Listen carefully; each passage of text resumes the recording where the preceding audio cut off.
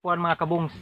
Pag sa boxing ka kabungs, dapat pag nasa entablado ka na mga kabungs, dapat yung kamay mo mga kabungs, dapat yung estimate mo yung dalawang daliri mo na malalaki mga kabungs, dapat kilay mo yung mga kabungs ganyan.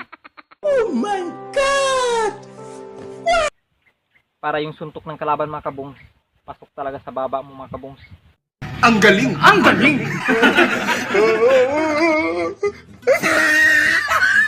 Ganyan. So, step 2, pagbitaw mo ng left hook mga kabungs, action mo agad yung isang ganyan mga kabungs, parang Superman ba? Gago! Parang Superman. Then pag ganyan mga kabungs, pag nakailag siya mga kabungs, tapos ginanya mo yung kamay mo, syempre, tamaan ka talaga dito mga kabungs. Pero okay lang yun. Kasi syempre matibay kayo eh. Ang galing! Ang galing!